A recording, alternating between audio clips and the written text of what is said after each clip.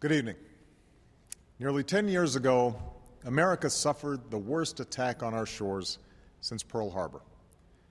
This mass murder was planned by Osama bin Laden and his al-Qaeda network in Afghanistan and signaled a new threat to our security, one in which the targets were no longer soldiers on a battlefield, but innocent men, women, and children going about their daily lives. In the days that followed, our nation was united as we struck at al-Qaeda and routed the Taliban in Afghanistan. Then our focus shifted. A second war was launched in Iraq, and we spent enormous blood and treasure to support a new government there. By the time I took office, the war in Afghanistan had entered its 7th year. But al-Qaeda's leaders had escaped into Pakistan and were plotting new attacks, while the Taliban had regrouped and gone on the offensive.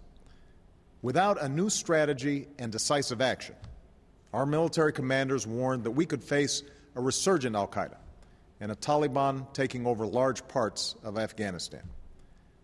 For this reason, in one of the most difficult decisions that I've made as president, I ordered an additional 30,000 American troops into Afghanistan. When I announced this surge at West Point, we set clear objectives: to refocus on al-Qaeda, to reverse the Taliban's momentum, and train Afghan security forces to defend their own country. I also made it clear that our commitment would not be open-ended and that we would begin to draw down our forces this July. Tonight, I can tell you that we are fulfilling that commitment. Thanks to our extraordinary men and women in uniform, our civilian personnel, and our many coalition partners, we are meeting our goals. As a result, starting next month, we will be able to remove 10,000 of our troops from Afghanistan by the end of this year, and we will bring home a total of 33,000 troops by next summer, fully recovering the surge I announced at West Point. After this initial reduction, our troops will continue coming home at a steady pace as Afghan security forces move into the lead. Our mission will change from combat to support. By 2014, this process of transition will be complete, and the Afghan people will be responsible for their own security. We're starting this drawdown from a position of strength. Al-Qaeda is under more pressure than at any time since 9/11. Together with the Pakistanis, we have taken out more than half of al-Qaeda's leadership. And thanks to our intelligence professionals and special forces, we killed Osama bin Laden, the only leader that al-Qaeda had ever known. This was a victory for all who have served since 9/11. One soldier summed it up well. The message, he said, is we don't forget. You will be held accountable no matter how long it takes. The information that we recovered from bin Laden's compound shows al-Qaeda under enormous strain. Bin Laden expressed concern that al-Qaeda had been unable to effectively replace senior terrorists that had been killed, and that al-Qaeda has failed in its effort to portray America as a nation at war with Islam, thereby draining more widespread support.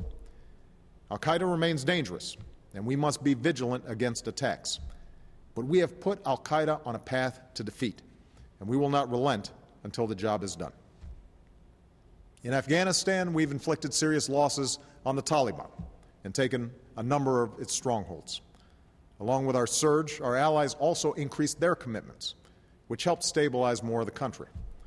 Afghan security forces have grown by over 100,000 troops, and in some provinces and municipalities, we've already begun to transition responsibility for security to the Afghan people.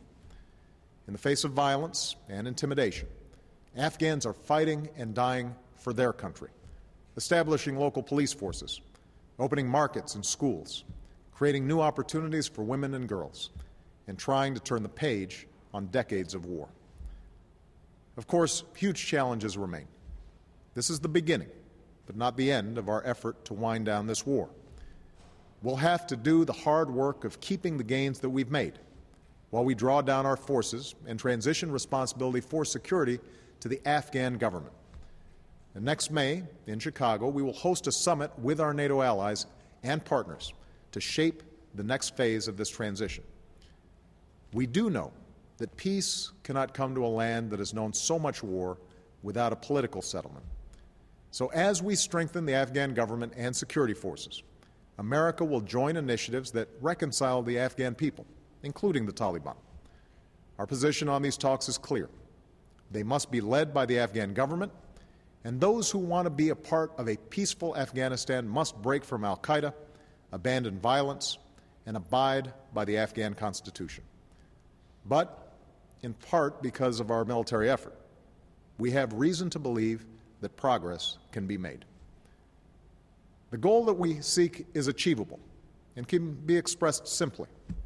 No safe haven from which al-Qaeda or its affiliates can launch attacks against our homeland or our allies. We won't try to make Afghanistan a perfect place. We will not police its streets or patrol its mountains indefinitely. That is the responsibility of the Afghan government, which must step up its ability to protect its people and move from an economy shaped by war to one that can sustain a lasting peace. What we can do and will do is build a partnership with the Afghan people that endures, one that ensures that we will be able to continue targeting terrorists and supporting a sovereign Afghan government.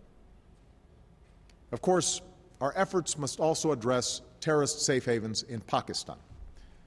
No country is more endangered by the presence of violent extremists, which is why we will continue to press Pakistan to expand its participation in securing a more peaceful future for this war-torn region.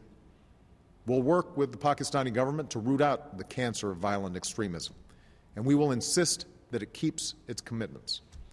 For there should be no doubt that so long as I am president, the United States will never tolerate a safe haven for those who aim to kill us. They cannot elude us, nor escape the justice they deserve. My fellow Americans, this has been a difficult decade for our country.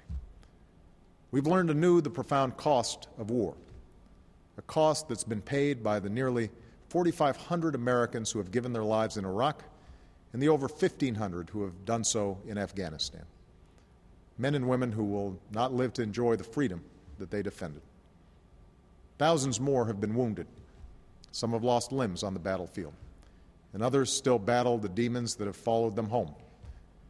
Yet tonight, we take comfort in knowing that the tide of war is receding. Fewer of our sons and daughters are serving in harm's way. We've ended our combat mission in Iraq, with 100,000 American troops already out of that country. And even as there will be dark days ahead in Afghanistan, the light of a secure peace can be seen in the distance. These long wars will come to a responsible end. As they do, we must learn their lessons. Already this decade of war has caused many to question the nature of America's engagement around the world. Some would have America retreat from our responsibility as an anchor of global security and embrace an isolation that ignores the very real threats that we face. Others would have America overextended, confronting every evil that can be found abroad. We must chart a more centered course.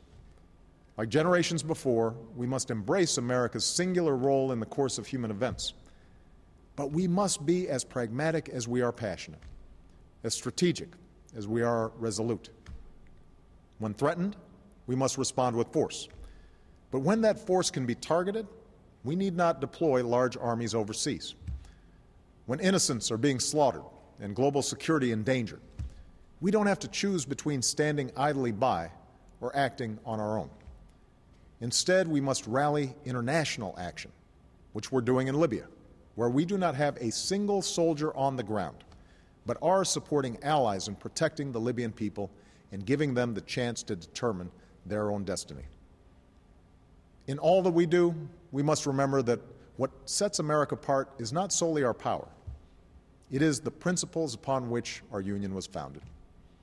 We're a nation that brings our enemies to justice while adhering to the rule of law and respecting the rights of all our citizens. We protect our own freedom and prosperity by extending it to others. We stand not for empire, but for self-determination. That is why we have a stake in the democratic aspirations that are now washing across the Arab world. We will support those revolutions with fidelity to our ideals, with the power of our example, and with an unwavering belief that all human beings deserve to live with freedom and dignity. Above all, we are a nation whose strength abroad has been anchored in opportunity for our citizens here at home. Over the last decade, we have spent $1 trillion on war at a time of rising debt and hard economic times. Now we must invest in America's greatest resource, our people. We must unleash innovation that creates new jobs and industries while living within our means. We must rebuild our infrastructure and find new and clean sources of energy. And most of all, after a decade of passionate debate, we must recapture the common purpose that we shared at the beginning of this time of war. For our nation draws strength from our differences, and when our union is strong, no hill is too steep, no horizon is beyond our reach. America, it is time to focus on nation building here at home. In this effort, we draw inspiration from our fellow Americans who have sacrificed so much on our behalf. To our troops, our veterans, and their families, I speak for all Americans when I say that we will keep our sacred trust with you and provide you with the care and benefits and opportunity that you deserve. I met some of these patriotic Americans at Fort Campbell. A while back, I spoke to the 101st Airborne that has fought to turn the tide in Afghanistan, and to the team that took out Osama bin Laden. Standing in front of a model of bin Laden's compound, the Navy SEAL who led that effort paid tribute to those who had been lost, brothers and sisters in arms whose names are now written on bases where our troops stand guard overseas, and on headstones in quiet corners of our country where their memory will never be forgotten. This officer, like so many others I've met on bases in Baghdad and Bagram, and at Walter Reed and Bethesda Naval Hospital, spoke with humility about how his unit worked together as one, depending on each other and trusting one another, as a family might do in a time of peril. That's a lesson worth remembering, that we are all a part of one American family.